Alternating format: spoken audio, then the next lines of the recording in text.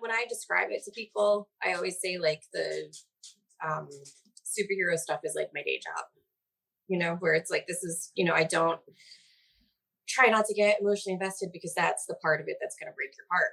Yeah. It's the day job part of it. And you don't put your heart into your day job.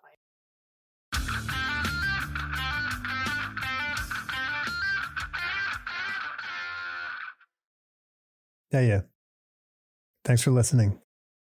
Last week, we returned from our vacation in Colorado, and then I turned right around for a 3-day work trip to New York City.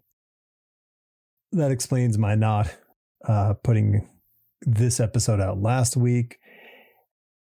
Also, I was annoyed by the audio quality of my intro recorded on the road. I just couldn't do it. And I guess that's a curse of buying nicer gear. I don't know. I just can't stand it when it doesn't sound good. I'll either try to find a solution for that or just carry on releasing them from my studio.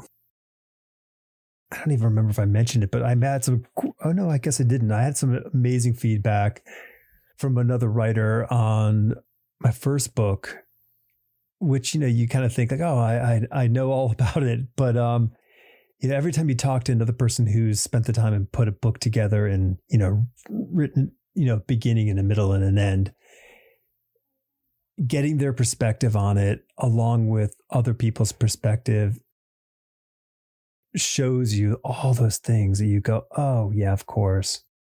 I don't know, you're lying to yourself or whatever it is, but you just don't really stand up and go, oh, right, I need to take care of this. You kind of hope it doesn't get noticed or something sometimes.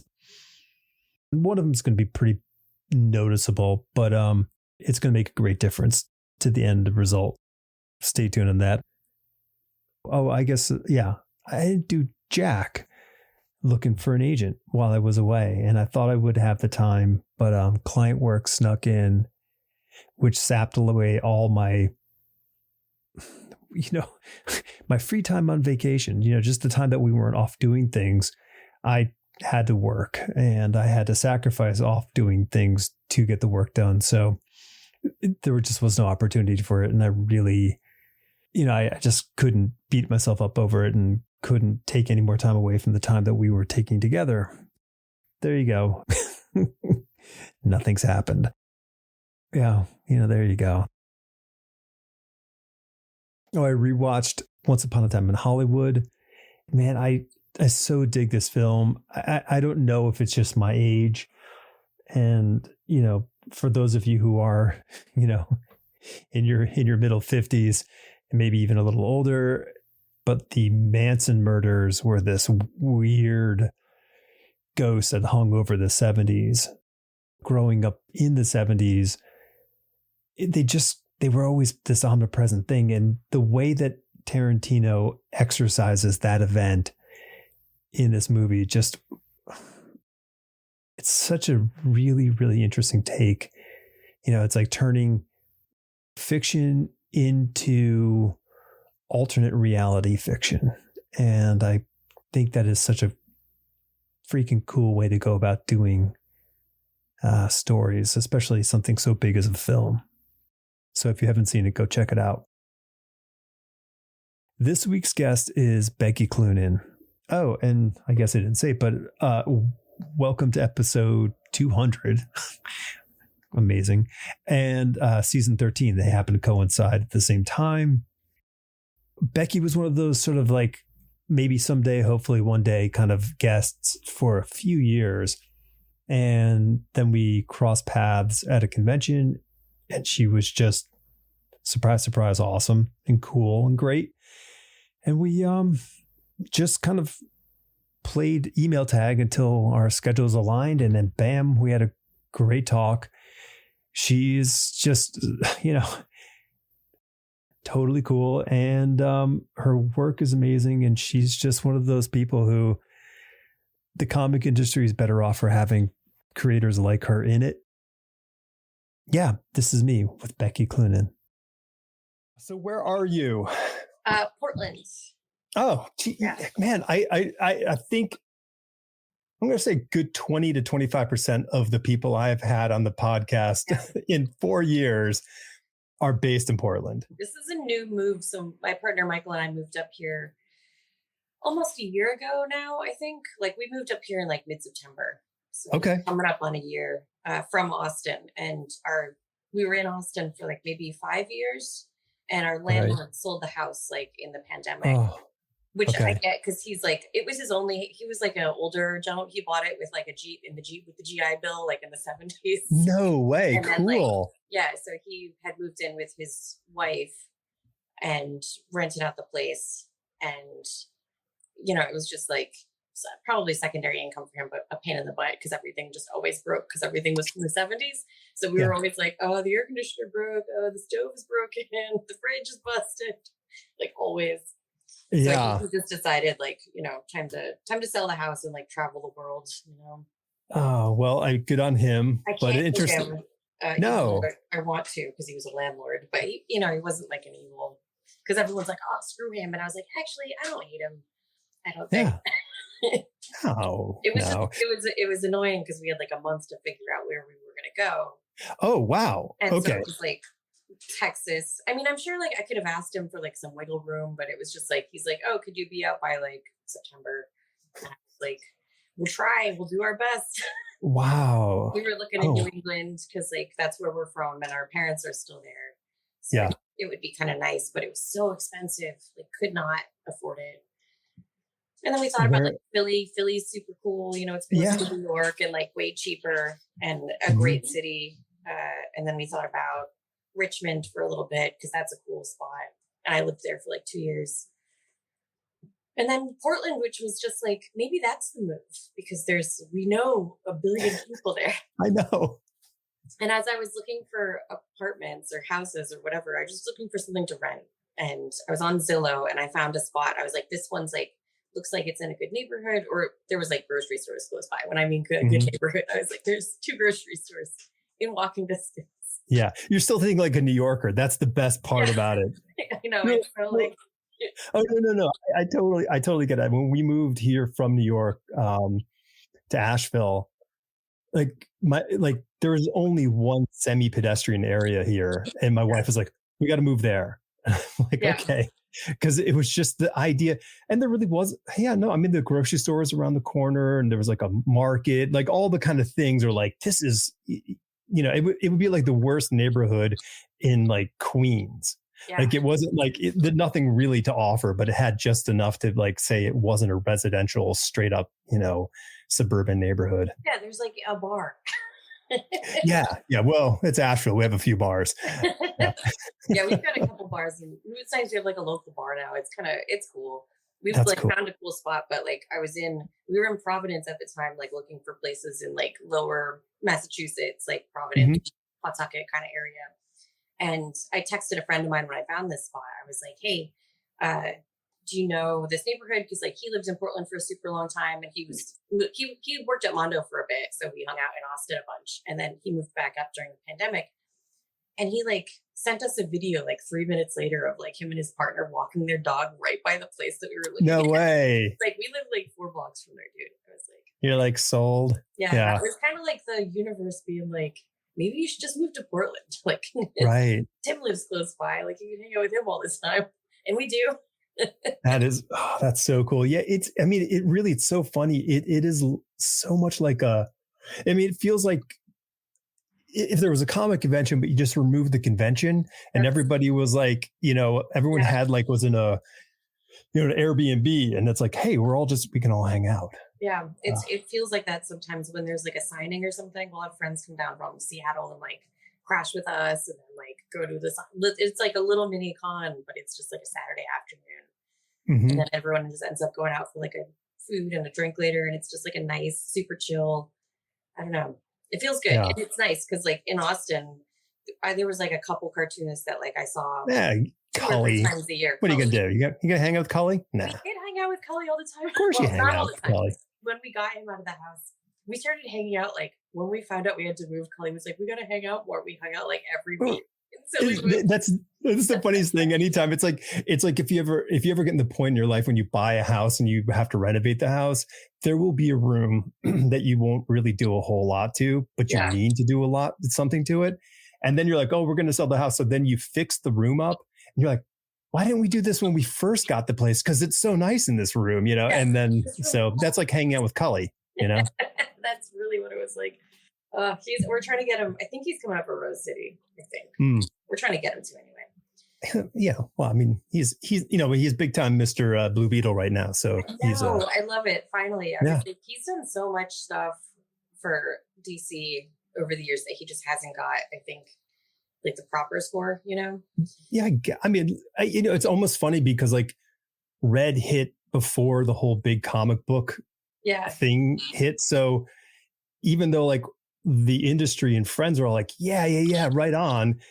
I don't think the world was aware that like that comic book to movie connection is as clear as it is now. Yeah. The Losers was like that too. Similar genre, similar, you know, it's like, I don't know, but like he did all like when the New 52 happened, he did like so much work on like the redesigns, and then it's like most of the credit just goes to Jim Lee because of course sure. Jim's like, hey, I like this. We just add a couple doodads to it, and then it's like Nashville songwriting. And now he's like, it's my song now. Yeah, it's nice. I feel good for him. So. Yeah, no, well, Cully's he's a sweetheart. So you and I share some parallel paths. You attended my alma mater, so you went to SVA as well, and just a few years behind, and then we got the New York connection going. And I'm curious about the New England connection because I grew up in New England as well. So yeah, so I know it's kismet, right? Yeah, we were in San Diego and found out a friend of mine's partner who she's a writer, and I got to know her very, very well. It turns out we're both from New Hampshire. So she's from New Hampshire as well. And we just sung like local commercials. It was like one or two theme song. Like talked about Jordan's Furniture. We were like Bernie and Phil's, like the whole hilarious. Thing. It was really funny. There is nothing like the touchstones of regional childhood. Like you can make these things and it's like, it doesn't matter. Like you can just, you could be in the other side of the world, and if someone else has that same experience you did as a kid, you can sit there and you can hang out and have beers and have a great time. It's like a passport to comfort. Yeah, it was pretty cool. Yeah. So all right. So SVA, did you go there like me with the foolish ambition to be a comic book creator, or did you have better? You had higher aspirations. Oh, this is good. So I went to SVA because I graduated high school in '98. So it was like comics everyone was like, don't make comics. Oh, dude, it was the worst time. It was the worst time. And I didn't even know. I was like in high school. So I was like, and I tried pitching, of course, when you're in high school, and sent in some pages. Of course, they were like high school pages. They're not. Yeah. No one will ever find them. And my friend and I did them together. We sent them in under a pen name. So like no one will, even if they find these things, no one will ever know. What was the thinking about the pen name? Was it an attempt to be cool, like to have some sort of like vibe, or was it like part of it was because her and I were both girls, and we we're just thinking like there's no women in comics really. There was like 5. So we're like, we'll have a dude, we'll make a guy's pen name, and like maybe we'll have more of a shot. Sadly, that was our thinking. Okay. Sure. As like 17-year-old kids, we were like, and then the other part of it was we were like putting art online, like we made a website in like computer class or whatever. And we started putting up like our Final Fantasy fan art and stuff like that. And we used that pen name for that website too. And part of it was because we're not good yet. So part of it was to like disguise what the drawings were. So we could like put stuff online and still like meet people and like make connections through like that kind of thing. But you're not like there was like a part of us that was like, man, one day we're not going to like this stuff because it's like, that's what always happens. So that was the name. That was the reasoning behind the pen name. part of it was because we're like, maybe we'd get like work in the industry if we were a guy, if the two of us were one singular man. So strange. And then the other part was like, we need to like hide our paper trail kind of thinking. Okay. And then, yeah. That's interesting. No, because I kind of get that. I mean, like when things were kind of starting to go belly up in that sort of mid to late 90s zone, I remember like that sensation of like, I don't know, maybe I've fished this well, this pool as much out as possible with me. And I remember having a talk, Howard Porter and I were on the phone just blabbering like we did. And we came up with this stupid idea to come up with a makeup name, like a made up name, come up with a new style, and then like go back you would be dealing with editors as you, but they would be able to kind of resell you into the market with a new name. And we came up with the worst name in the world, which was Tex X. And that was our big win. We thought this is it. We would, we'd somehow just make it cool. But I get that impulse where it's sort of like, well, it's a buffer zone between you and I don't know the rigors of the industry in that sense. Yeah, and also because the two of us were like, we worked really hard to make our stuff like. And, we were in high school. We were like, let's make our styles look like as similar as possible so we can both draw and like have it so whoever drew what, like you wouldn't be able to tell. And of course you could tell because we were like not great artists yet. We were just, bumbling our way through. So it was kind of like a team name almost where it's like, we do different stuff on our own, but together we are this person. Right. So there's that kind of element to it also. Timo Supremo. Right. Yeah. Yeah. So that was just, and it was fun. It was very like, she was like the person she was better than me. She still is probably. We lost touch like a little while ago, but like we still like keep in touch like vaguely, but we don't talk too much anymore.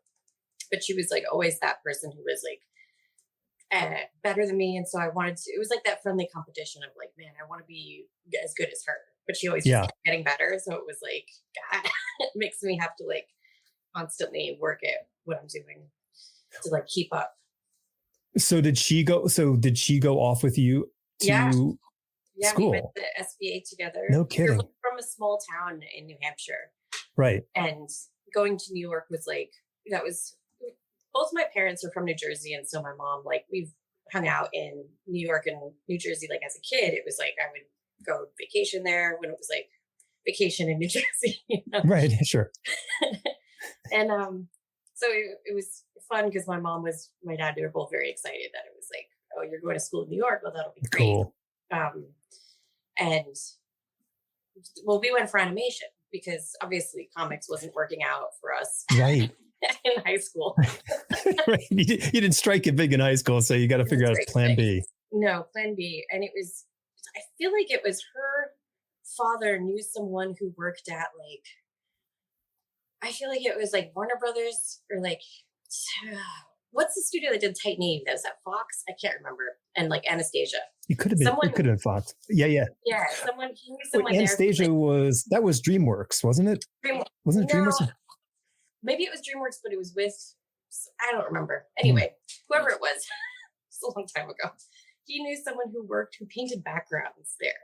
And so they got us a tour of the animation studio when we were in high school because he's like, oh, you guys like animation? Like, this will be cool. And we were talking to them and they're like, oh, you're in high school. Oh, you should go into, if you like drawing, go into animation because you'll make money. There's like a check. You can work at a studio. You get health insurance. And we were all like, maybe we should do this. Like, because two of us were such a team, like together we were like, okay, we'll do this together. We'll go into animation together. We'll land a job at the same studio and then we'll draw comics together in our spare time. And that was like our long-term, like 30 years down the road, that's what we'll be doing. And then we're in college and like 2 years in, the animation industry collapses and everything goes 3D. We were like, no. You're like harbingers. You two were harbingers of your own dreams. Our own demise. Yeah. Who was heading the animation department when you were there? I don't remember. I remember Well, because there was a guy who was the head of the department back when I was there, which was, in the late 80s, early 90s. And I remember taking classes there, but I don't know if he was still around because I mean, that'd be like 10 years later. I just don't think he wasn't young when he was teaching us. I don't remember the head of the animation department. I think because whoever they were, they just were very much like hands off. I feel like like I didn't have any good or bad experiences with that, and also like I dropped out, so it wasn't like I wasn't there for too long. Right. So okay, so 2 years you're there, animation, industry, sort of significantly changes, and you just said you dropped out. So like, what was that? What was the thinking? What was the plan? What was the action? There was no plan. There was no plan. Nice. I had Ralph actually as a teacher. Okay. Amazing. And I learned so much from him. And I remember lamenting to him, like, oh, they say I'm going to have to take like an extra year of school or like summer classes to like learn the 3D stuff if I want to do it. And animation majors were like dropping like flies. Like they were like going into illustration and switching. So it's like, I don't know if any of them went into comics, but a bunch of them went into illustration and a bunch of them dropped out. A bunch of them went to 3D. And I was like, I don't want to do 3D animation. And I just don't know what I want to do. And Ralph was like, no one's going to ever ask you for your degree. Like no matter if you want to do, like, unless you want to teach, but in that case, you're going to have to get a teaching degree, which is something totally different. So he's like, just like, do what you want to do. And if animation's not what you want to do, like if you want to do comics, just go make comics. And I was like, all right, we'll do that. So it was the best. It was very good advice. And I had to it was a struggle to convince my parents to go to art school. So even though they were stoked that I was going to be in New York, it was like a year of being like, I'm going to go to art school. And they were like, you're not going to make any money. You're going to be a starving artist. It's the whole thing. Right. And there was like no other artists in my family. So it was kind of like uncharted territory, I suppose. And I think they were just nervous about it. Sure. Like they were very much more like, go to a state school and get like a bachelor's degree in something practical and then figure out what you want to do with art. So you have like a backup plan. And I was like, no, I'm going to SVA. And then when I was dropping out, they're like, you can't drop out. You need a degree. And I was like, no, I'm going to drop out. Just the worst. Well, so you didn't like say, I'm just going to jump over to the comic book department. Like you didn't just go, I'll go over there. See, I had friends in the comic book department. Oh, okay. So I knew the state of it. Gotcha. Like, I think I took like one comic book class when I was there, and I was in like a comic book. They had some kind of like show, like SVA had a comic show, and like there was a couple animation majors. Like there was 3 or 4 of us from animation that jumped over to the comic side, and it was all girls. And I remember the teacher came in and he was like, why are there so many girls in this class? We're like, we're in animation. He's like, oh. Okay. So strange, because I think at the time there were like 2 women in the cartooning department or something. Yeah, I think we had we had 2, I think, in our. Yeah, it wasn't a lot. It wasn't. There were 2. Yeah, I think there were just 2. And, it's strange. And there was no sort of like sense of like, what are you doing here? There weren't that many of them. So yeah, I remember. They were all in animation. Maybe they were in animation. Yeah, you're totally right. There was a lot of girls in our animation class, but okay. And it was SVA was kind of formative because that's where like Meat House started. And, like meeting all those guys was the same thing where you find yourself being like the worst person in the room, like both literally and figuratively. And I was just like, I'd like to be better, please. So you find the people who are better and try to learn as much as you can from them. Totally. That was nice. And then I met a lot of good friends who like I'm still in touch with now. It's like nice. I don't know. Just I feel like school was beneficial in the way that like I did learn a lot, just being there and kind of soaking things up. But then it was also like meeting people who like then became my peers. That was like the best thing I think about going to school there. Yeah, I think there's a lot to that. I think there's the SVA mafia fact, like if you went to SVA, then like everyone, it's like going to Yale. Like if you're like, oh, I went to Yale, they're like, well, come on in, we'll talk to you. Like there's this element, at least that you have some I don't know, basic understanding that they can at least communicate to you to say, well, you were clearly the best in your class in high school. So now let's, so you might have something to work with that we can, utilize in the future. So Maybe. maybe, well, I mean, God, yeah, I mean, it's amazing how, dumb we were.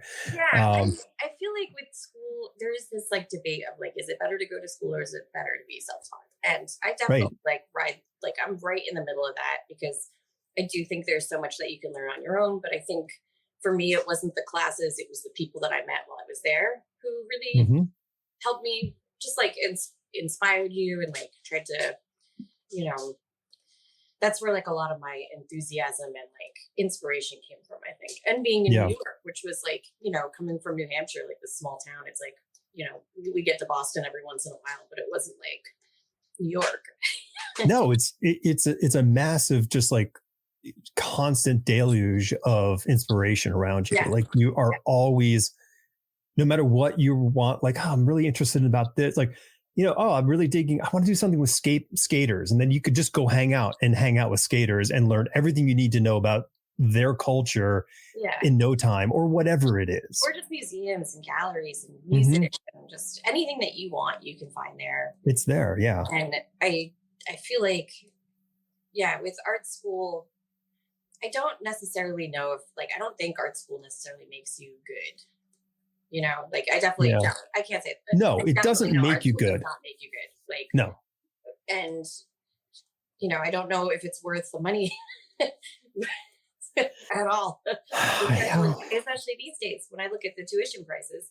It's almost like, why don't you just go to a city where there's an art school and just hang out with art school students? Right. Learn through osmosis or take a couple classes on the side because I know SVA offers like a lot of like. Oh yeah, I mean, I think I took one or two continuing ed classes. I don't know, like in the early 2000s. So it was, they're good. Yeah, I mean, sometimes I want to go and like take their risograph class. So sure, they've got a good one. I don't know. I mean, those are the difference between skills and education are two very different things. Yeah.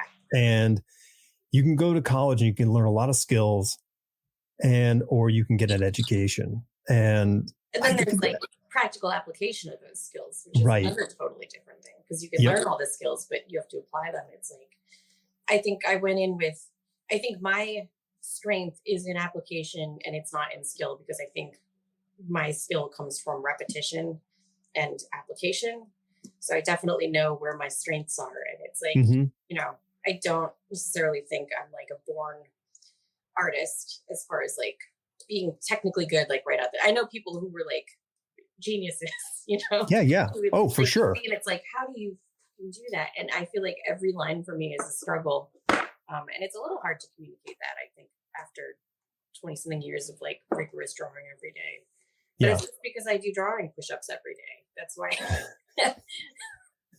That's how I love that recently. But I still like, sometimes they'll be like, I can't get this hand right. I'll be struggling for days on this one hand. So, I know it's, I mean, and then, and as you said, there are the people who can just do it and they're so good at it and it looks effortless, and you go, oh, I hate you, but I love you. It is. I mean, I have 5 drawings I have to do I did a fundraiser and I said, hey, if I raise a certain amount of money, I'll do 5 character drawings. And I'm just like dreading it because I don't draw. I don't do my drawing push-ups. So I'm like, I'm the puny drawing guy on the beach, with the skinny arms right now. So I'm in trouble. I need Jack LaLanne. So okay, so you bail out. You're in the city. Oh yeah. And what is your mindset saying difference between that in a few years before in the terms of saying, I'm going to make comic books? I mean, you had the go do it from Ralph, but what changed for you and where did you go? What did you do? I don't know if anything specifically changes in your head because as you're doing it, the only thing you can think of is like, I got to pay rent. I got to make money. I got to so there's like the immediate, like, things that you need to do. So it's just like, oh, instead of working part-time, I'm just going to start working full-time. and like look out for more full-time work. Mm-hmm. And did a lot of like weird odd jobs. I did a bunch of like commercial storyboarding. I ended up being really lucky, and through someone at SVA I got like an editorial agent and like storyboarding agent. So I was doing like editorial stuff and some storyboarding stuff, which kind of kept me afloat. And then I was working and then on the side I was like, now I'll do my comics on the side, which was the same thing that I was doing in school, where it was like, I'm doing all my animation work, but on the side I'm gonna like make mini comics.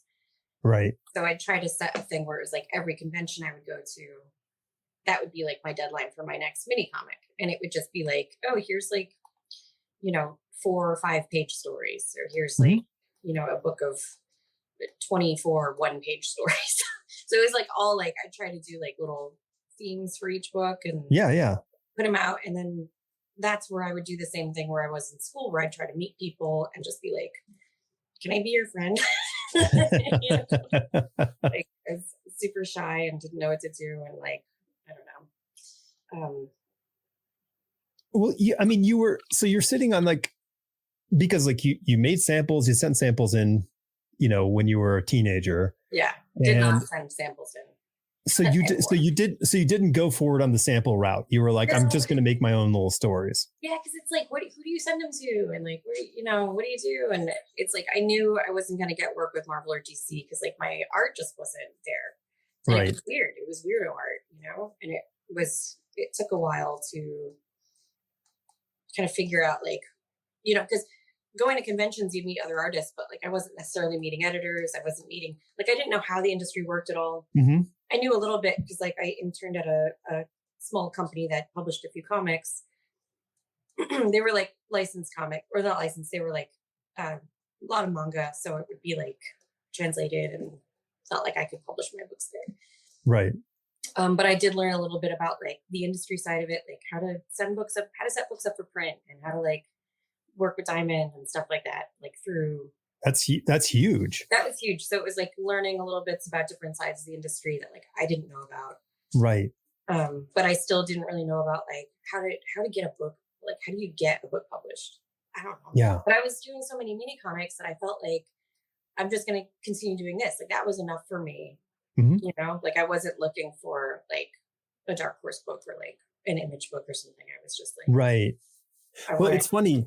I got this, it's funny because I think I got the reverse of it, because I was, all the teachers in the comic industry for SVA were all relatively mainstream. Will Eisner, the exception, but he was such a sort of a fountainhead of, comics origin that he seemed almost mainstream because he'd always been there. And they were just like, go to Marvel, go to DC, go to Marvel, go to DC. So we got a lot of sort of inside sort of like track to go talk to editors and assistant editors, but there was very little like go do it yourself, young man. There was not. So like the fact that like, even if I'm like, I'm going to make my own comic book, I would have no idea what to do with it once I wrote it and drew it. I would be like, I'm just stuck here. Yeah. And like knowing like the whole Diamond back, like you got the back end information, and I'm like, if I could have just had that, I think it would have been one step closer, Yeah. At least I would have seen that door as an opportunity versus my opportunity is go hustle with the main, the big two and get work and chase that, carrot dream, whatever it is. Yeah. That was part of like the Me House thing, was just like, oh, we just in college, we just made mini comics, Yeah. So when I left, I was like, I'm still doing that. And I don't know if Diamond, like my knowledge of Diamond was interesting because I don't even think I've ever really put it to use because I've never put a book in Diamond myself. But it was like having that knowledge was like a good thing, I think, just because I just know more about how the industry works. But like, my making comics was like go to Kinko's and do like the night before the convention and make 200 copies and collate them all on the bus down to Baltimore or whatever. Right. Totally. It wasn't like, I remember the day I got like a long arm stapler and I felt like king of the world. Whoa. But some of it was like, some of it was the fact that I was going to like Ape and Mocha and SPX and all this stuff was like, everyone there is doing the same thing. So it was like, you're in this community of people who, and you're surrounded by people who just make these really cool mini comics and self-publish and stuff. And it was like not, I don't know, it just seemed like this is what you do. Yeah. And everything else felt very unattainable. I got one portfolio review once at oh, MegaCon in Florida when it was still run by CrossGen. And I got a portfolio review by an editor at CrossGen, and they said Okay. that I would never get work in mainstream comics. That was like Wow. exact verbatim. It was like, your stuff isn't bad, but you're never going to work in mainstream comics. And I was like, okay, Well, yes, that's so, fine. okay. So I'll okay. So this is the late 90s. I'm going to say it's 96, 97. And the industry is sort of, the mainstream industry is kind of self-imploding at the time. Oh yeah. And I was in the X-Men office, and the editor and assistant editor were struggling. Like they were, you could tell they were really nervous to figure out how they could like maintain the business. Yeah. And like they just weren't clear how the industry was shifting and how people's tastes and flavors in what they wanted from comics was what was happening. So they would just go like, they were thinking like, well, we just need like 10 Joe Quesadas and 10 people who can draw like Jim Lee, and we'll be just A-okay. And then we'll do a million covers and everyone will be buying comics. And they didn't realize that that's not what the world wanted. That was the problem, really. Right. And I remember saying to him, I'm like, well, just hire like cool artists like the Pander brothers and have them do the X-Men. And they were like, for us, after the who are they discussion went by, it was a realization that like, I'm like, oh, they don't know the comic book industry, like outside of the offices. And I'm not saying that they're bad people and they don't know how to make the comic books and manage, a juggernaut like the X-Men. But what I realized is that they didn't know that the IP of X-Men, Wolverine, Spider-Man, whatever, you name a book, Superman, Batman, that's the value. The creators who go onto there, it doesn't matter if they're the A-list people, B-list, or C-list people, they become higher up on the list because they're doing these books. Yes. And you can generate a whole new world of people who are interested in new creators by putting new people onto these books, letting the books build their reputation, and then let them go do something interesting elsewhere in the portfolio of your company. And they didn't. And I think that was sort of like what sort of led to the ultimate, sort of collapse. Yeah. Who knows? Like that whole collapse was a nightmare. I mean, it was what sort of, just pushed me right out of the business. I realized I'm like, this is so hard. And I made whatever choice to move from New York to Atlanta. And I'm like, and then I had zero sort of contact with these people. Like I had easy walk in the door contact up to that point, but then it was like, I have no way to get in the doors now because I'm 1,000 miles away. So it was just, and then once the industry went belly up, I jumped ship over to graphic design. And when I came back, I'm like I didn't know anybody. Like they were all gone. Like everyone was gone. I'm like, well, I mean, it's Tom Brevoort. That's it. That's the only person left. Maybe Jonathan Peterson over at DC, but the rest of it were all new cats. So it was crazy. But so I was talking to Carl Kerschel last week, who Carl loves you to Carl last week too. he loves you to death. And Carl said, and we were talking like, because he's really enjoying engaging and grappling with the evolution from being a comic book artist to becoming a comic book writer artist. Yeah. And he's doing a great job, and his stories are really, really good. It's not like he's struggling, but he's learning, and he wants to learn. He wants to get better. And I said, well, listen, you worked with someone who sort of is a good example of someone who's done both, with you being the example. And he's like, yeah, but like, to me, Becky always seemed kind of fully formed in the terms of being a writer and an artist, not the terms of being an artist who like said, hey, I also want to write. And hearing you like with all the mini comics and, creating these stories, Was that always the mindset? Ugh, well, I think so, but my mini comics, they were weird. They weren't like, it wasn't me figuring out how to, I was just doing it like, you're a kid and your brain is in so many spots and you're seeing all these new things and you're watching films you've never seen before and you're like seeing art you've never even dreamed existed, you know? And so you're trying to, all this is coming out in weird ways in comics. And it was very experimental. And if you've read my mini comics, they didn't make much sense. I think to me, even, they didn't make much sense. It was just like, here's some cool layout ideas and here's some cool, like, it was more about a feeling and less about a plot. So I don't necessarily think I was like a born writer, although I have a lot of ideas. It was learning how to like put them down on paper. And when I went from drawing comics to writing, I did have to prove myself again as a writer to get jobs writing. Right. Like it wasn't like, oh, I've drawn all these comics, I'm working on comics for like 10 years or whatever. And then everyone's like, oh, well, why don't you write? It was like, I was like, can I write something? And everyone's like, well, what have you written before? And I'm like, well, I can't show you any of that because I don't even think I have copies of it. Right. You wouldn't want to see it anyway. And then it just came down to like, well, maybe do some writing and then prove to us that you can do it. So I started making mini comics again, focusing more on like intention and storytelling and, actually weaving a story together. So that was like, kind of had to go back and relearn, do it all over again. Did you chase anything? Like, did you sort of make some sort of benchmarks and ideals to sort of keep in mind when you were writing? Like, were you like, hey, I really love this book or I love this movie or whatever? Like, and I always try to like, what were the things that were in these things that really made you connected to you and that you wanted to relay the things in yourself out into the story?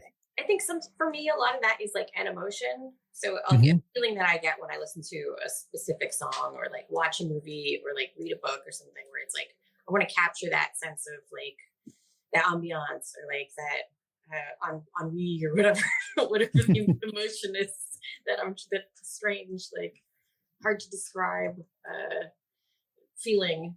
And you're kind of chasing that. So a lot of times when I'm doing, especially with a short story, I think about like, what's the end going to be and what's the taste I want to leave? What's that last bite going to taste like? Right. And what are the readers going to feel when they shut the book? And that's what I start with. That's like the kernel of the story. And then the rest of it is me kind of like backwards engineering the story to be like, how do I get to that feeling? How do I like build it up enough to like make you, which is great to do with like a graphic novel or a short story or like my own projects because they have a beginning, middle, and an end. But it's much harder to do with superhero stuff where it's like you got to deal with, you're working towards this goal and they're like, oh wait, there's an event that you got to like stick with. Yeah. Like, oh, next issue is going to be like, can you do this thing where it's like something totally different than the plot that you're working towards? Or, it's like you're always making your own. So superhero stuff was a little different. You kind of have to think more on your feet and be like a problem solver. So instead of being like, how am I going to get to the end? It's always like, how am I going to fix this? How am I going to fix this? Right. How good are you at reacting? Yeah, exactly. Yeah. Like, can you pivot really, really well and very, very quickly? And not freak out. Yeah. And quickly, like there is no time to go be upset or anything. You just have to take care of the problem. Yeah. Exactly. So with the superhero stuff, it's kind of, I'd write that all out and it's like, I don't, I'll get emotionally invested to a point where I can get excited about it, an idea. Sure. But I try not to get like upset about any of it because none of it in the end is yours. It's just like you're playing in a sandbox and you're trying to do the best that you can. And you're making room for everyone else who's like in the sandbox with you. And that's like your job is like, my job is if they've got a new thing, I've got to like, if they've got a new character they want to put in this book, I'll have to do something with that character in my book to kind of like help that character. Right. So it's like, it's totally different than doing your own stuff. I get that. I mean, I think it's really strange because I know that I was so fascinated with the idea of being able to make stories with all these characters that I love so much that it was almost blinding to the point of like creativity, because I didn't think beyond as like, ooh, I get to draw this, or ooh, I get to make a story for that. Yeah. which is so not a healthy position to take. Yeah. Yeah, it's different. It's when I describe it to people, I always say like the um superhero stuff is like my day job, where it's like this is, I don't try not to get emotionally invested because that's the part of it that's going to break your heart. Yeah. it's Yeah. it's the day job part of it, and you don't put your heart into your day job, I think. Yeah. But it is a lot of fun, and I do feel very lucky that I've been able to like work on the books that I have, because for all the pivoting I've had to do, it's been a lot of fun. Yeah. I mean, and unfortunately, the landscape is littered with so many people who, like myself, had been sort of so focused on that property that when their heart gets broken, they're just, disgruntled or angry or whatever. And it's like, it's just, Yeah. it's business, and figure out how you can do the business, as well as possible to your advantage, and kind of carry on. And I think having those like mini comics and those short stories and that to fall back on for me You had was an like outlet. crucial. Yeah, because no book ends. There's no happy ending in comics. There's no like, oh, and then you got to finish your run and it turned out exactly as you imagined. It's like that's Sure. never gonna happen. It's never gonna happen. It's gonna be Right. like littered with like, oh, if only we got to da da da, or like if only like, if only we had one more issue, or just whatever the case may be. Yeah. I think those It's days never going to ended. be perfect. So Yeah. at least in my head, I've got like, I've got, a bunch of short stories that I always work on, and like, Mhm. other projects in my mind that either I'm building or like, trying to slowly execute. It's very slowly. Right. In my spare time. And having that kind of keeps me sane.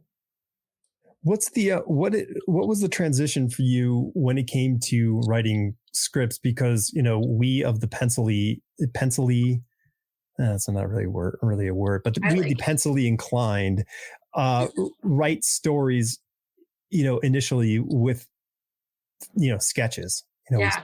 We sketch out these little actions. Like if you're doing a 1-page mini comic story, chances are you're not cracking out the old Selectric and typing out a script. You're just going to thumbnail the thing out and then draw it.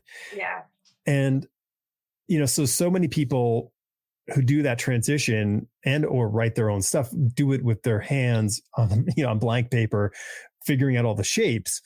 And then the question is like, when you have to do that for somebody else or submit something to somebody, it needs to be on that blank, on a piece of paper, in a structure, in a format that tells somebody else the story, not just yourself. Yeah. It was a learning process. I started writing because I got so burnt out on art that I was like, I can't do monthly books anymore. I just like physically can't. Like my body was messed up, and my mind was messed up, and you're just messing up all over the place, and it took too much of a personal toll. So I was like, I've got to do something else. If I'm not leaving comics altogether, it's got to be like something completely different. And when I started writing was when I started doing my mini comics again, but more seriously. Okay. And so that was kind of nice to be able to like focus a little bit more and have like something that I'm drawing for fun. That's just for me, where it wasn't like no deadlines, and I can just kind of do it at my own pace. And then the first few jobs I got writing, I was also drawing. So it was easy for me. I think the first thing that I wrote and drew was maybe like an American Vampire short story for an anthology that was like published, for real. Mm-hmm. Right. Not self-published. Not hand stapled. Yeah. And that was like, because I had done this Wolves mini comic back in like, I feel like it was like 2013 or something like that. I did this mini comic for now, I think it was earlier than that. I think it was like 2011. And I showed some editors and they were like, oh, cool. And then it was maybe Will Dennis or Mark Doyle who got in touch with me about doing that at Vertigo. They're like, oh, we liked your mini comic. Like, why don't you write? And I've worked with them before as an artist. Mm-hmm. So it was like, oh, why don't you like write and draw this short story? And I did. And then it was like slow things like that, where it was like anthology work and like one shots. And the first thing I did wrote for someone else, I thumbnailed the whole issue and then scripted what I drew and then got rid of the thumbnails because I didn't want the artist to be like, oh, you did my job for me. Or like, oh, Right. and they weren't good thumbnails. They were basically just to like make sure I had the right emotional beats on the page. Yep. So I wasn't worried about like my, how I'd lay it out or like what angles I'd choose. It was more like what is happening on each page Mm-hmm. and how much can I fit in a page and be comfortable with like as an artist. Right. I was happy giving that to an artist. And it was slow like that. And then after a couple times doing that, then I started to be like, oh, now I know kind of inherently what I can put on. So now I don't have to. And it becomes much like writing a full script now is like pretty easy for me. It's a writing job. I actually just read one of Carl's scripts recently and they're so good. He's such a good writer. He's not giving himself enough credit because his like, yeah, he's really good. He is. I was telling him that, reading Death Transit Manager. But it's not even his script in comic form. His script on the page is so good. It's is it? I'll have to set like it's witty, it's funny, like it's just really, really, really well written. Oh, good. I told him, I was like, listen, dude, like I'm reading this thing. And like my mind, my story mind is like, okay, what's going to happen next? What's going to happen next? Like I'm trying to figure out what's going to happen next before I get to it because my mind wants to know what's going on. Yeah. And like, I'm like, I read your thing twice over a course of, maybe 4 months. So I went back and I read it again. Both times I had an idea of what was happening. They were different ideas and they weren't actually what happened.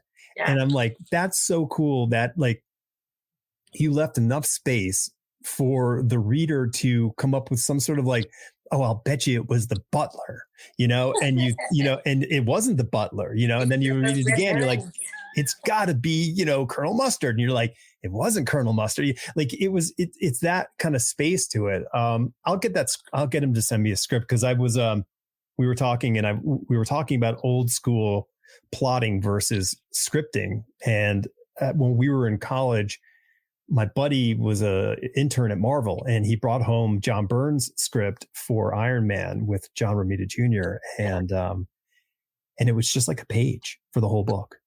And we were just like, oh my God, this is heaven. We were so, it was like that script. So, and he still has it. He emailed me back, says, I have it somewhere. I'll send it to you. I'm like, all right, cool. So I told Carl that I'll send him mine as well. So, it's that kind of stuff is like so cool to see. And so when you sit down to write your scripts now, like for me, what I do when I sit and write a comic script, mostly it's sort of like a basic kind of outline approach where I just beat it out. I just go beat, and write the actions of what the story needs to be. And then I kind of figure out how I need to massage it up and down for page breaks and where I need to have things land. How do you sit down and write your scripts? Same thing, really. It's like, write down the whole, everything that needs to happen in the story and then break that down. I kind of estimate how many pages I'll need for each one. Mm-hmm. And then I'll break it into pages, like a 1-sentence thing for each page. Yep. Like, here's the action or the thing that needs to happen. I'll do some like dialogue, maybe like the bad version, yeah. The no, the yes. Yeah. Just so like the back and forth, if there's any back and forths that need to happen or like right. key information, like kind of put that in, or like an emotional beat, or if you have a really good idea for like a line, write that in as you're doing it. And then when I work, DC wants full scripts. So when I work for DC, that's breaking it down from there is like, that's the time you go to full script is when you get an approval for a page by page breakdown. But when I work for myself, I take those breakdowns and I go straight to thumbnails. And as I thumbnail it, I'll go in with the script and write dialogue when I'm thumbnailing. Yeah. So it's like the dialogue is kind of done at the same time, but it's not a full script. It's very much like I definitely skip a step. But I don't need the script in my head when I'm drawing. No, I mean it isn't necessary if you're doing it yourself. Because it is like I remember when I would ink my own things for a long time, I would just go to full pencils. And then I would have to go, and then I would sit there and go, why do I got to do it all over again? Like I would get so upset with myself. And I think that's like the same thing as with, if you're writing and drawing your own thing, listen, don't, I mean, I think maybe do it at the beginning, understand the form and practice it. If you ever want to write for other people, always good to get that under your belt, but you don't need it. You should be able to kind of go from that beat sheet to the actual, it's good to have the art. experience, I think it's nice to be able to be like, oh, I can write a full script if I need to, but it's also like, I feel like if you're not planning on doing work for a company that needs a full script, it's like, why do that? Why put yourself through that rigmarole? Right. Like if it works for you and you're drawing and writing your own stuff. Yeah, I guess I would simplify that to say, if you ever intend to work with somebody else, if somebody else wants to do the artwork, you need to be able to communicate. Like I always feel that like a script should be able to be passed along and not have dialogue, but still be able to tell the whole story. Like you should be able to kind of go like a silent movie. You should be able to kind of know what's happening and then allow yourself that space to, you should be able to add to whatever that emotion and storytelling that's happening visually on the page with the dialogue, and make the dialogue really take that artwork acting and make it even more dramatic. Yeah, that's definitely like my mini comic approach or my short. When I work for myself, it's like I definitely, the dialogue is the last thing to go in, really.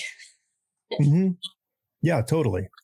I remember being so afraid of writing dialogue early on. It was such a horrifying idea to write what the characters would say, not the actions. Cringy, it's like you read it back and you're like, oh God. Yeah. I used to make comics, and my roommates and I would like read each other's comics aloud if we wanted to annoy each other, because we'd just be like, stop reading it. I love that. It's so mean. I love it. The worst. Oh, that's beautiful. So you are now, right. I mean, like, you went through the thing, the build up, and you got into, when did you start working for, like, I'm just trying to make sort of marks, like the first notable publisher that you in your mind was like, oh, I'm working for X. It was, my first book was with AIT Planet Lar, who I'd read some stuff from, but like not a ton. And that was Johnny One and Demo with Brian Wood. And then from there it was, who did I work with after that? I did a bunch of small stuff. Like I did something for iBooks, who I'd never heard of before. I worked with them. There was like a Dracula adaptation. And I think after that it was Tokyo Pop and Vertigo. It was like at the same time I was working with them, which was a nightmare to do at the same time. Don't recommend doing two books at once. No. When I was young and I had energy, it's different. It was a different time. Wake up out of bed and not be tired immediately. Right. Yeah. You could stay up till 4 a.m. Yeah. It was like overnights. Just oh my God. Yeah. I can't. I think overnights for me it would be the equivalent of that really terrible, terrible hangover drunk thing where I would always be like, never again am I going to do an overnight. And I mean, dozens of overnights in my life, Never drink champagne again. Right. Totally. Same no, thing. it is. But like, half of it is our own. I guess it's either our ambitions, our failures, or somebody else's schedule changed on you. And then, so guess what you're doing tonight? Yeah. It's usually hubris is like my big downfall. Yeah. Which is, listen, it's hubris is a shared trait. Yeah. I can fit it in my schedule. Yeah, of course. Of course. Listen, I've got all that free time on the weekends. Oh yeah. And it's great. In that kind of, listen, Becky, goes all the way back to the beginning with you when you're saying like, oh, well, I can make comic books, on my free time. I know it's the worst. I've been doing this my whole life. I do it to myself. I'm in this position this week where it's like, fuck, I've got deadlines, and then I've got another deadline I just remembered about. I was like, still happening. I'm still doing it. Yeah, I mean, I think it's part of the thing. But the weird thing is like everyone, if you make comic books, you love comic books, and you will keep going in. It's a thing. Yeah. So what's up with Distillery? Oh, Distillery. So this is Chip Mosier and David Steinberg from Comixology. Mm-hmm. And it's their new venture after Comixology. And Chip contacted me like earlier, I think it was like late last year. And he was like, hey, we're doing this thing called Distillery. And like, he named some of the people who had like agreed to come in. And of course it's like, oh, Lisa's going to be involved, Tula, and like Jock, of course, and like Scott Snyder and all this, just named a bunch of people. And I was like, that sounds really cool. But like, I've got so much stuff going on right now. Like, I just don't know if I have time, because they're like, we'll need like, we're doing a compilation, like kind of proof of concept type book. Mm-hmm. And we need those pages in March. And I was like, ooh, I'd love to be involved. Like, I really do, but I just don't know yet. Like, I just don't know if that can work. And it was cool because it was a cool opportunity, because I've had this story in my head for years that I want to do, and I just haven't found the right publisher for it. Mm-hmm. And that was in my head. I was like, man, this would be perfect to do there. And all of a sudden it was like serendipitous. Wonder Woman 800 came up, and like Michael and I had talked a while about like, hey, 800 is probably a good jumping off point. Like, if we can get to that with Wonder Woman, we'd be happy. And then it kind of, Wonder Woman came to a very organic close, which was nice after like a big crossover event. So it felt good. And then Batgirls ended before, I think with issue 18 or 19. I can't even remember now. It's been like a couple months, and I'm like, my brain is so foggy. We did a lot of those. And that kind of ended, and it was all very serendipitous. And I was like, oh, this is like time for me to work on my own stuff again. Everything at DC kind of ended. Still kind of working on like Exo-Man War a little bit with Valiant, but it was like my plate was pretty clean. And so I contacted Chip again, or maybe he contacted me, and he's like, what are you, please say yes to this? And I was like, I'm saying yes. Like, I'm into this idea. And it just, yeah, it happens. So like, sometimes things just take a long time. Like this book that I've been meaning to do has just, I just haven't had time to work on it. And I'm working on it with someone else, and like our schedules haven't lined up yet. And it's just been like this, slow thing bubbling in the back of my head for so long. And then all of a sudden this opportunity came up, and it was like, I can't say no to it, Right.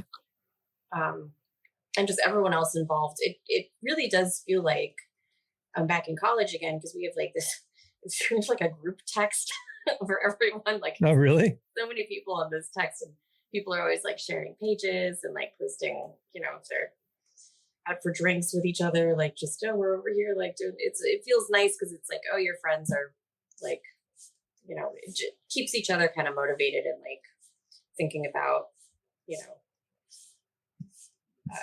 just being inspired, I think. Feels right. good. Well, it's great. I mean, comic books and novel writing are very similar in the terms that you are very much alone most of the time doing the process. Yeah. Unless you're fortunate enough as a comic artist to be in a studio with somebody else, but that has its own like ups and downs. Oh yeah, no, for sure. But like, you can't sit and write in a room with somebody else there, because it's gonna break your brain. But that idea, that shared mission, that shared environment is, so, I mean, it really is invaluable. And even though you aren't in the same space physically, you're kind of in the same space, like emotionally and like conceptually. Yeah. It really feels like it's different than any publisher I've ever worked with, because everyone feels like you're on this boat together, It's like no other publisher have I worked with. Even like DC stuff where you're working with each other's characters, you know? There's not really Right. many times when I've gotten on the phone with someone and been like, talk about ideas and let's like, you know, let's get inspired and let's like think of some cool shit. This is like, this seems like that, which is strange. That's cool. Yeah. What's the editorial process like for you with them? With them, I'm working with Will Dennis, who's kind of on board as their editor. Okay. But he's not, it's not like he's editing all the books, I don't think. I think he's just like their in-house guy who's, you know, kind of covering bases. But he's, you know, I've worked with him a bunch of times before and I really like working with him because he knows storytelling. He'll like, he's not the type of editor who will go in and like tinker with stuff, but he'll say like, well, this part this is a little bit redundant, or like, think about this ending a little bit, or like, is this really like, maybe this part, like, look at this part again. He's not telling me like what to do, or, you know, but he'll just like poke a little bit at parts that I think could use, and I trust his judgment, and he's always right. You know, it's not like, Right. it's when someone who understands story will look at a thing, and, you know, of course my first drafts are never, I mean, they're first drafts, you know, you're not going to hit it out of the park on the first go. I'm not No. here. No. Me like I'll have to go over something a few times, but it's nice when he looks at a thing and he's like, hey, this I can, like, he looks at my thumbnails and he's like, I understand what's going on without even the script, so that's like, without the dialogue. It's like, well, here we go, let's go.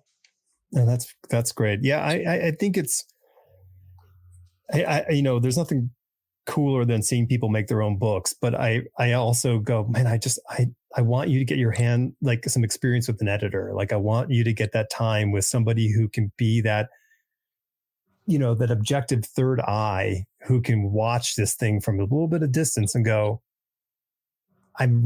something's missing here. That's so important. Having someone on your team who can do that, even if it's your artist, you know, who you trust, that if you're working with an artist and you don't have an editor, like, listen to the people who are like critical of your stuff, because it's like, I don't know.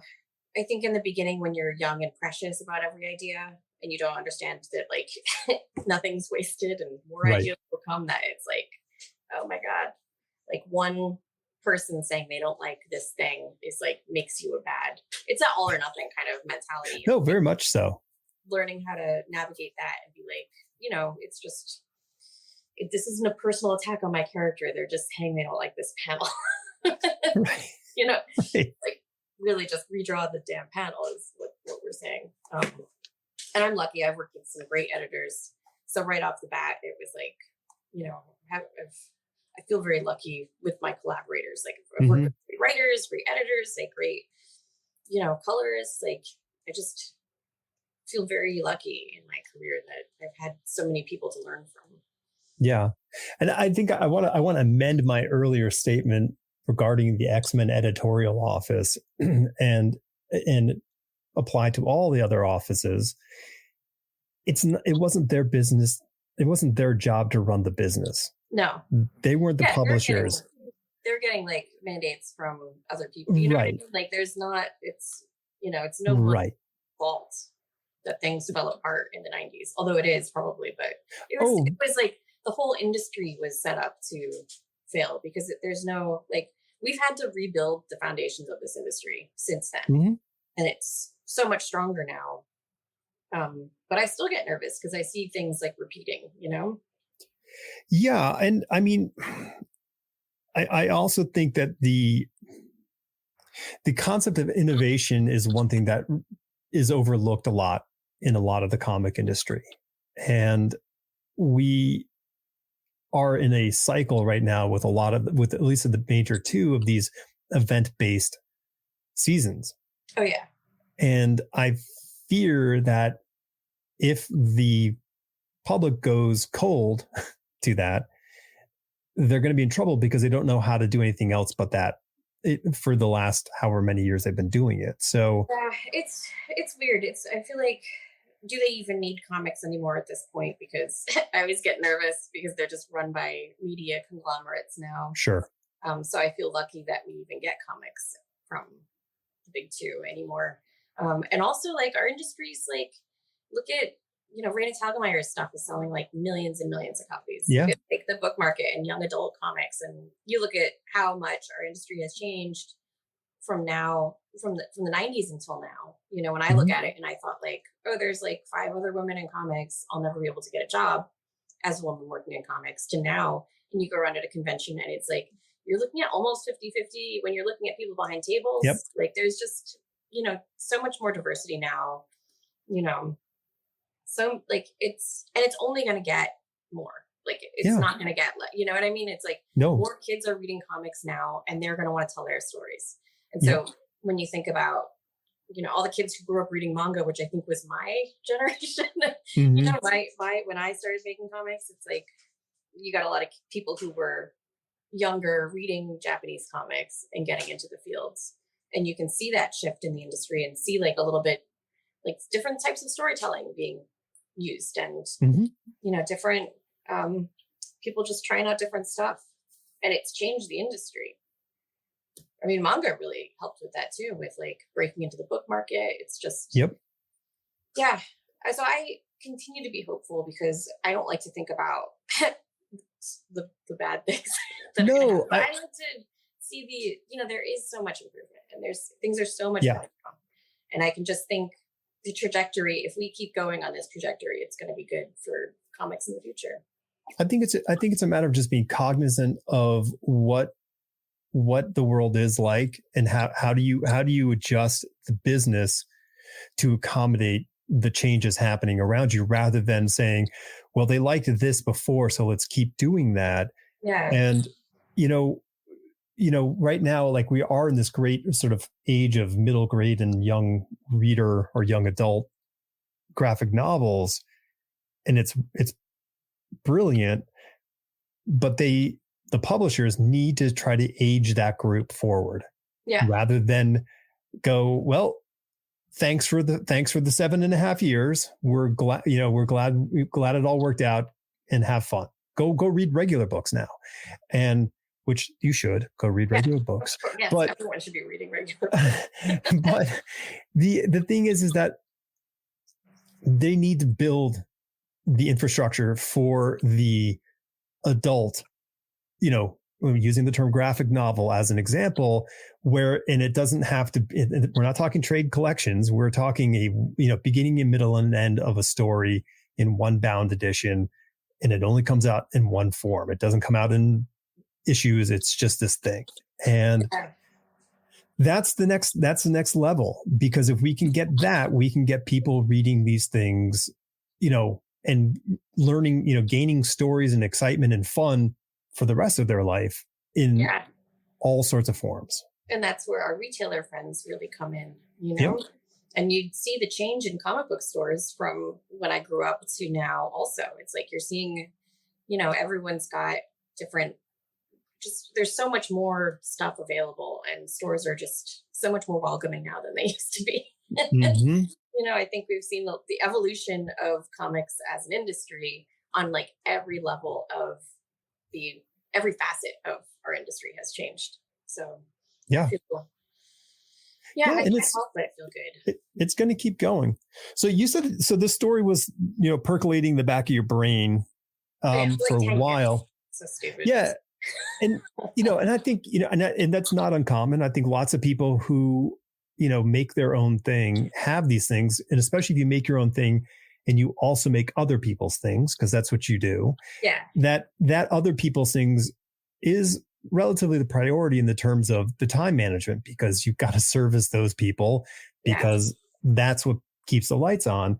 So what do you do with these ideas that are, on that back burner over a period of time? How do you keep the interest alive in them, not become distracted by them? And how do you build them without sort of sacrificing too much? Well, sometimes I'll go and I'll write out plots for things so I don't forget them, and I'll keep them in like my Google Docs or some other place like Scrivener or something. I have a lot of like different ideas written down. Like some of them are like a couple pages, some of them are only a couple paragraphs, some of them are just like a sentence, and then I do a lot of sketching on the side when I'm like, thinking about character or story, I'll just draw different characters, and sometimes you'll get an idea that way. With this story in particular, I wrote out the whole story, and I had seen it originally as like a full graphic novel. And with Distillery, it's going to be 3 long issues. So each issue is Okay. like oversized. So when I went back and looked at that write up, I was surprised because I was like, it's actually pretty good. I didn't really need to change that much. And then it was a matter of like breaking it into chunks that I felt like Mhm. felt natural. And of course, the story gets like massaged a little bit, but yeah, like I'll have things written down, sketches done. Like it's just very much, and sometimes things will be informed by like, I went to a convention in Sweden and ended up like just walking around a bunch and got really inspired by like the landscape, and like some of the ideas just came to me while I was over there. And then after that trip, so I went in and like it kind of changed the story a little bit, because it's like, oh, like what about this thing that I saw over there?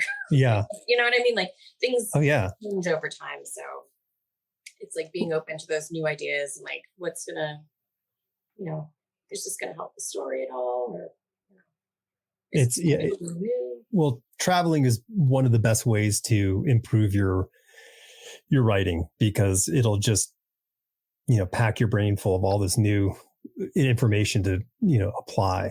Yeah. Yeah, good for art too. Just everything. I Yeah. feel like every time I go anywhere, I'll get like things start to percolate a little faster. Mm-hmm.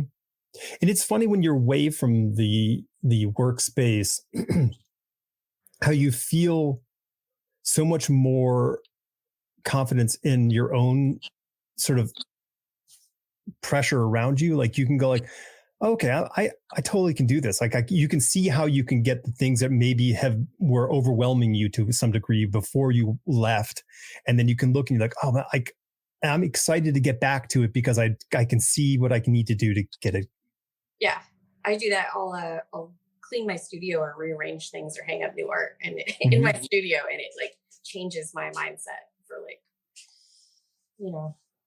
it's a weird way to do things, but yeah, if I get stuck, I just move my furniture around. So this is an interesting thing to think about. Like you are of the sort of that generation which has grown into and evolved into the comic industry where you are your own business. Yes. Versus being a person working for a publisher to some degree or another. And the convention circuit is no longer just, a meet and greet opportunity for fans and potential other work aspects. It is a way to make your nut. How do you go out to the shows, and how do you make money to pay for the time that you're away? Yeah. And what? It's like annoyingly every show is different, and I think post-pandemic it's all changed too, because like there were certain shows where you could be like, this is like people like single issues at this show, so I'll bring my single issues to this one, or like people want sketches at this show, so I'll be prepared to do a bunch of sketches, or I'll bring sketches if I don't have time to do them at the show, or like this is an original art one, like people want pages, so bring some portfolios. But now it's like, I don't know, especially with the pandemic like kind of closing things off, and now everyone's back and no one really knows what to do. It's just different now. And I still don't know. Like when I had a table at San Diego this year for the first time in like, I don't know, 10 years or something.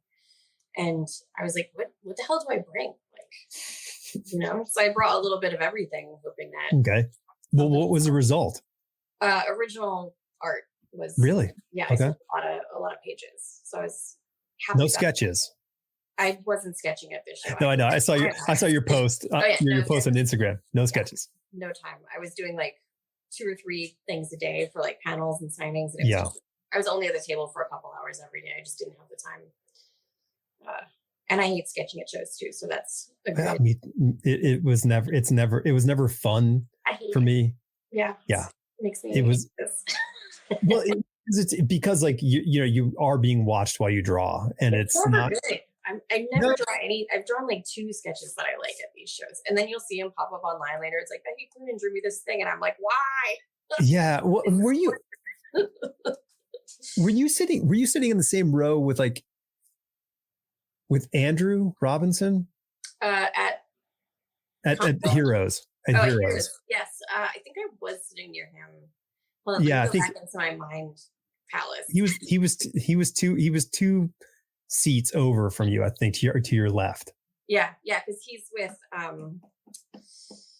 Essential Sequential, and they were all right there. Yeah, it was Dave Johnson was there. And that was nice. I like being close to them. Yeah, but it's tough to be right there. And meanwhile, those guys are making like masterpieces. I know. Yeah, you can't compete. It's like no, I'm not going to sketch. And it is. Listen, it's not a competition, so let's get too bent on that. But how do you factor in, because listen, making comics is a really time consuming process. Yeah. How do you like schedule your conventions like in your mind? Like, cause you have to know now what you're going to do next year. Yeah, I'm so like last minute about everything. Don't ask me for advice about this, because me and time management, I'm not good at that. And I'm not good at scheduling. I try and do like one a month, like no more than one a month. Okay. And I try to keep like 2 or 3 weeks between conventions. Like there was once where I had to do one like the immediate weekend after, and I was like, I'm never doing this again. It was awful. Yeah. I can't do it. I get so stressed out with conventions. Just everything about them just gives me I don't think anyone isn't stressed out at a convention. So, but they're exhausting. I do really like them. Yeah, I do like seeing friends. Yeah. No. The convention's great. It's just the energy level that you have to maintain. Oh yeah, is so hard to keep that up and not be completely drained by the end of the whole process. Yeah. It's a lot. So what's the day for you? Like for me, it's get up in the morning, because my mind is like you're saying, time management, like that's, yeah, sure. I get that. It's horrible for me. And so I wake up, first thing I do, I meditate every day. Yeah. First thing I do, I got to do that, or I'm going to be a complete train wreck for the day. So I do that, do some dishes, have some food, and then I head off to the writing studio and I write for about 4 hours, provided I don't have to answer a lot of client emails. And then I do client work after that. What's your daily structure if you have one? I should probably meditate. My structure, it's really just very willy-nilly. It's very much like, I feel like I'm constantly trying to like catch on to a rope that's going really fast, and then I just get dragged along So you're Indiana Jones underneath the truck. Basically, that's me every day. It feels cool. Like it's I feel like occasionally I'll get caught up and I'll be on top of the truck for a minute and like punch dude and feel great about myself, and then immediately get hit on the head by like a some bloody Nazi hits you with a thing, and off you go. That's what it feels like. So like sometimes I'll be like, yeah, I'm caught up on email, and then it's like the next week I'm like, oh, I haven't done email in a week. Just behind on everything constantly. And some of that is because I just can't, like, I just think I'm faster than I am. Or like I'll get stuck on a thing and then take too many days to figure it out. Or like, sometimes I'll take a day off, and I try to be very good, but I'm really, it's just, I'll work until, I don't know, maybe 11 or something. Like I'll have my day job in my studio where I am right now. Yeah. And I'll be in the studio from like 8 or 9 to, I don't know, 7 or 8 at night. And then there's dinner, usually around like 7 or something. And that kind of like breaks up the day, Yeah. And then after that, I sit on the couch and I work, and I'll bring like sketches or work on something like smaller. Mm-hmm. So yeah, that's what I do. Something lap sized. Yeah, work on something lap sized, and I do that until I get tired, and then I'm like, time to go to bed. And that's like my deadline mode. That's what that's what I'm on right now. Earlier this year, I said yes to everything. In January came around, and like I got so many job offers, and they were all super cool, and I felt really good. Like I was on this like manic, like everyone loves me. I know. Well, and I started being like, I'll say yes to everything, because I said no to everything for so long because I was so busy. And then everything, like I said, my DC work just ended, and like I just found myself with this empty plate, and I was like, yes, I'll do it, everything. And then it was like I remember I got this one email from an editor at Skybound, and they were like, "Do you want to do a creep show thing?" And I was like, "I don't know if I have time." They're like, "Garth Ennis is writing it." And I was like, "Yes, yes, I will do that." And that was like, I feel like it was 2 months, and I did like 70 something pages in like 2 months, and it was Wow. so much work. I was doing like ridiculous. I was doing like a few pages a day for like months. I took one day off to do taxes. And at the end, I was like, I think I took like a week where I just didn't do anything but like play the new Diablo. 'Cause I was like, I just can't. I just cannot do anything. Well, your brain's already jello at that point, so why Yeah, not you just might as well. And all my yeah. indie friends were playing, and so I got bullied into it. It was peer pressure, really. Oh well, that's listen. D&D is Yeah, the OG peer pressure game. yeah. Come on, man, get out to play. We Yeah. play once a week, so that is like kind of a nice thing to do. But So are you drawing like so? But let me before I hop into that. So when you're writing, are you writing and drawing during the day, or do you just say, "Hey, these are my writing days," or how do you break those apart? it just depends on like what deadline is Yeah, closest, yeah, which one is the most impending. Really, kind of makes me think like, oh shit, I got to jump on this, because sometimes I'll be really focused on drawing, and then it'll be like, shit, I've got a thing due, like I've got an editing pass, or I've got like lettering to do or something, hmm or lettering pass, and then it's like gotta hop on that, and it does kind of. I don't know if I like having multiple things to work on, because sometimes your brain is in one spot, but you've got a yep. thing due like the next day, and you're like, now I've got to do this thing, and you're just constantly like being shut. Your brain is just shuffling back and forth, and It's so hard. yeah. So now I've got basically like I've got a couple of small things, but it's like mostly the one, just the distillery book, Yeah. the one, and it's One nice of to have that focus. one of the things that I do is I'll set a timer like the Pomodoro method, which is you work for a certain amount of time, then take a short break, and then you get back to the work. And if I'm working on multiple things, I'll set the timer, and when that timer goes off, I'll hop to the other thing. So like it forces me to not work longer, thinking like, well, if I just keep going, I'll get the idea. It'll work. It'll come together. Like I just But put it what if you're aside. like on a roll? Like, what if you Well, feel, yeah. The thing is, you you know? can that the thing is that's your mind making that little that little thing like, well, I'm on a roll, and But I sometimes you are though, like with drawing, like I know, like sometimes when it's not working, you have to stop because it's just not working. But right, what if you get it and you're like, fuck yeah, every line is perfect, and that sure. happens so rarely. But when it does, it's like I'm just gonna draw So until I I'll I'll can't gi- see straight. I'll give you a little side pass on that one, just because I'm not discussing drawing specifically. I'm Okay. discussing sort of like writing or art direction or design based work. So I'm not. It's not so much of like, man, this kerning is coming out so sweet. Nobody can space letters I like love me. to turn. Yes. But it's a matter of like, because what I'll end up doing invariably is I will just keep pushing and pushing and pushing on the one thing. And then it's like, oh, I've just spent 3 hours on this thing.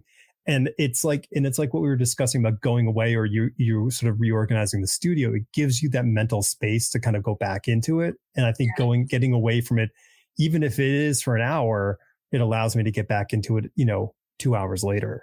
yeah, So, um, yeah, I mean, but like, our minds are masterful machines at screwing us up. So it's it's like part of our full-time job is to make sure that we can defeat our own brain to get our jobs done. yeah.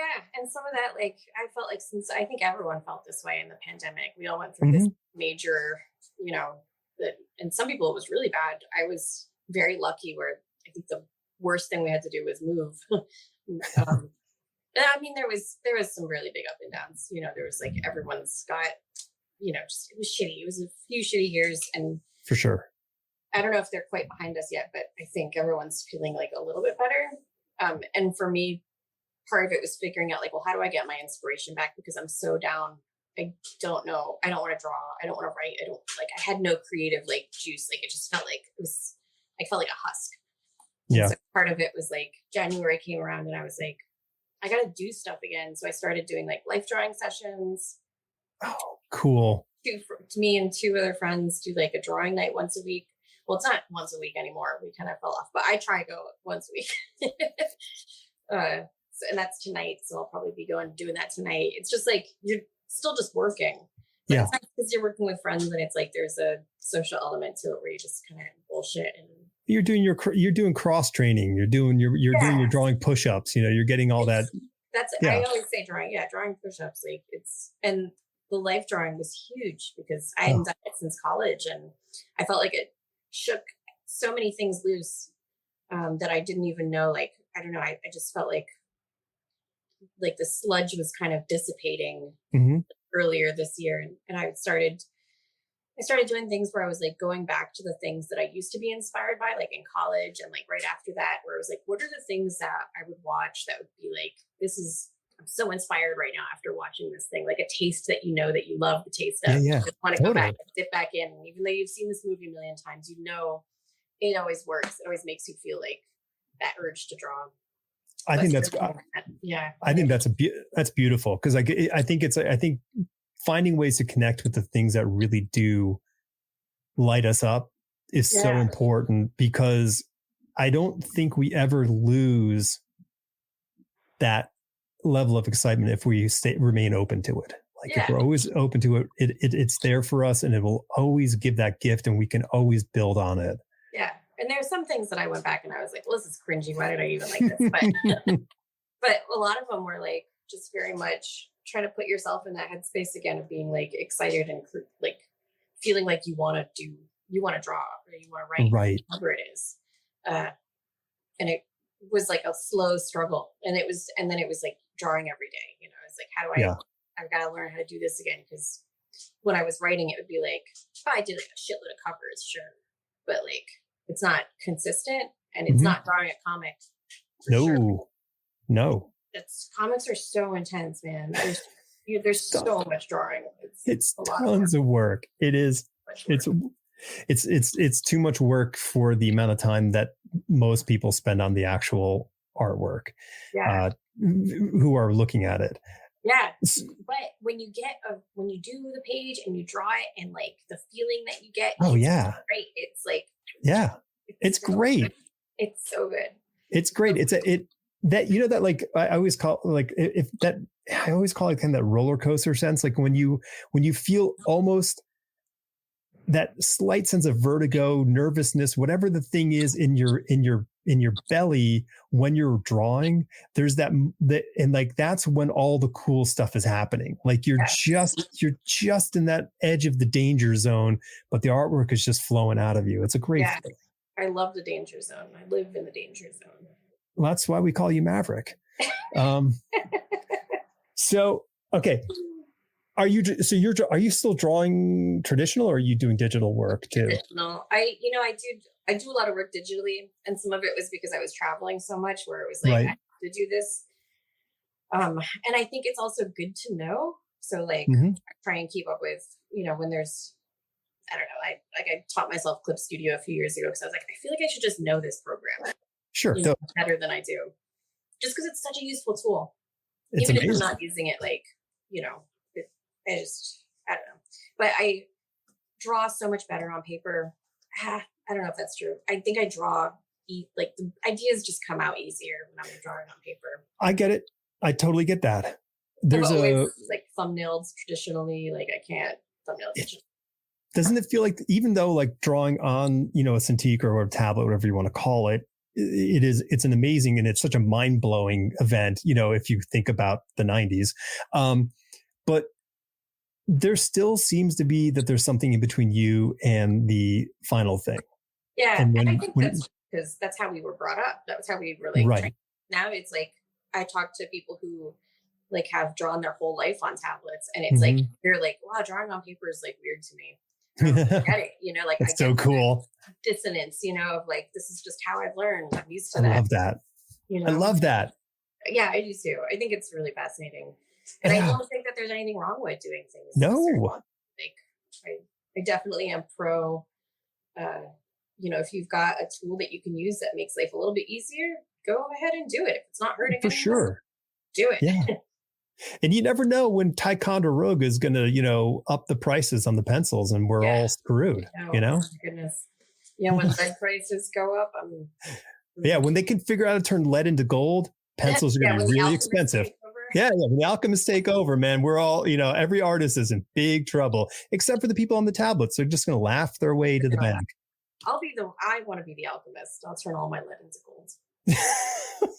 Or graphite into gold. I know. I didn't want to get into the actual semantics of what a pencil's made of, but it just we for comedy's sake we had to stick with it. Exactly.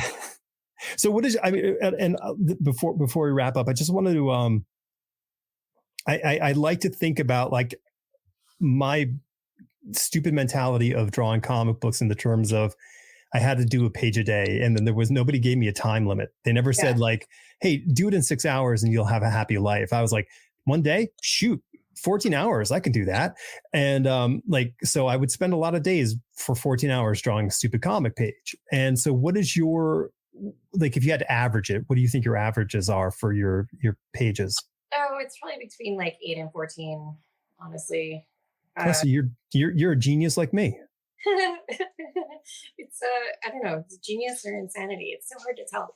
I think with the pages I'm working on now, especially because it's a personal project again, and because it's like very, like, I just had the story in my head for so long, like I want it to be as good as it can be. And so I am like kind of doing a little more with these pages. I'm drawing them bigger, so it takes longer. I don't know. I wouldn't do this normally with everything, like when I was doing my 80 pages in the months of April and May, I was drawing them much faster. I would say, but those pages were also like, one of them was an ice fishing story, and it took place inside a shack on a frozen lake. So it was like, when it wasn't dark in the shack, it was like a frozen expanse of a lake. White. So yeah, well, there was some trees, but yeah, a lot of white. It was, and then a lot of black when you're inside the. So that was like that story specifically. That's going to be in the Junji Ito Betwixt anthology that Junji Ito is curating later this year. But it was strategic. It's like, I've got to do so much this next few months. This comic has to be easy to draw. Yeah. But when it was like, Michael and I wrote it together for the setting, it's like he thought about fishing, and I was like, well, fishing's great because it's just water, but like, what if it's ice fishing and it's just like a dark shack? Yeah. A lot of shadow, very moody. Like, I think there's some cool stuff that we could do.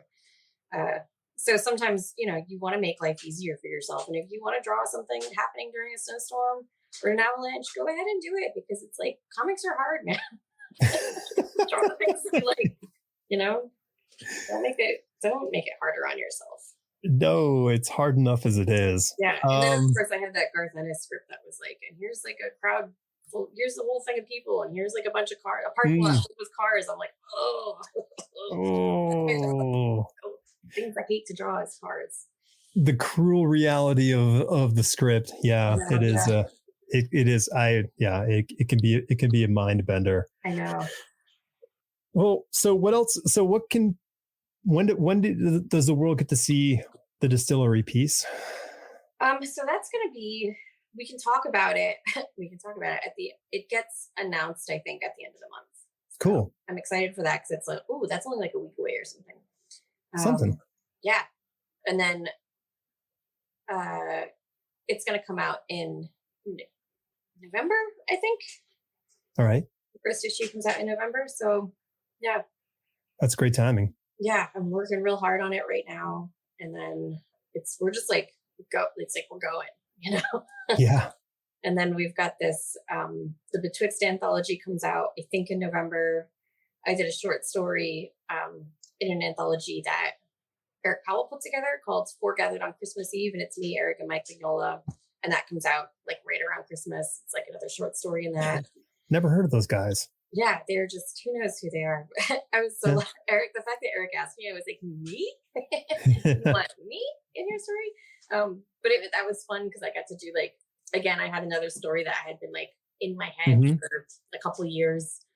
I just didn't know what to do with it or where. And then this book came up, and I was like, aha, I've got the perfect story for it. Put it in there. Well, that's a great thing. Everyone should always remember, keep all those ideas, write everything down, because you never know when. Even if it's silly, just write it down, because you never know when you'll need a silly idea, especially the silly ones. And then the Creepshow thing, I think, also comes out in like October and November. I'm gonna have a busy like end of year. I think I'll have like a bunch of stuff just coming out at the same time. Ugh, That's good. that's exciting. Yeah, I feel like I've been off the shelves for a little bit, and even with like the superhero stuff, like I don't feel like that's necessarily me. So I'm kind of excited to have like my own stuff, Yeah. even if they're just short stories. Feels good. I think it's great, and it's exciting to see. I'm always excited to see something new happening in the industry, and Yeah, it's just the more the better, and the better the more. So yeah. I think it's just. I feel pretty good. I'm hoping that other people feel good too. I don't want to be the only person feeling good right now. is that like if you can't pick up the sucker at the poker table, then it's you? Yeah. Yeah. Why is she smiling? I don't know. I don't know. Yeah, I have no idea. I'm feeling good about comics again. And Good. I'm very happy because I love them so much. Yeah, I mean, listen, they're my first love, so I'm always going to love them. I may have a contentious relationship about making them, but I'll always love them. That just comes with the territory, I think. Yeah. There's definitely the love and then the hate underneath, and then underneath Yeah. that is love, and then underneath that is hate. And It's like a layer cake of, yeah, hate and love. It's great. mm, I try and not be too. It's so easy to be cynical about comics. of course. It's the easiest thing in the world. They had that like comics broke me hashtag going around a little while ago, and I was like, it'd be so easy to hop on board with this, but I can't because it's like I don't want to think about comics that way. Mm-hmm. And that's not to say that if other people are really like hurting by comics, it's not valid because it's not. This is just like personally, if I start getting down about it, it's just too easy to fall into that hole of like, Sure. why am I doing this? Like, what's the point? And I could be doing so much better if I just did something else with my life. But this is like, I honestly love them, and I can't imagine like ever not making them. So, Yay. yeah, it's good. I try and that's just me, Yeah. I think that's great. Becky, thank you so much for taking this time. I know you're super busy. When you said yes, no, I mean, like, it's like you weren't as busy when you said yes initially, and then I'm like, and then you're like, I'm getting really busy. I'm like, oh no, but yeah. I appreciate you taking the time and talking with me. This was fun. Yeah, and I like that I got to talk about Carl a little bit. I love talking about him behind his back. Yeah, well, who? I mean, that's part of the course. He has a shirt that says on the back, "Go ahead and start talking." Yeah, so it's all right. Love it. I love that. I'm going to talk to him on Thursday or Wednesday or something. I can't remember, but yeah, right on. Well, you can listen to his episode tomorrow. Oh, that's exciting. I'll do that before I talk. Of course, everybody hearing this right now will go, "What?" And I'm like, "Well, that was 3 weeks ago. So good luck." So go back and listen to the last episode. Yeah, episode 197. There you go. Yeah, that's me being professional. Yeah, I used to work with Carl, and we had a studio together in Montreal, and it was like the best. I don't know. He's great. He is great. I mean, it's yet another reason to go to Montreal. So yeah, that's how I'm gonna sign off this episode with Carl Kerschel is great. All right, you heard it here. Bye, Becky. Bye.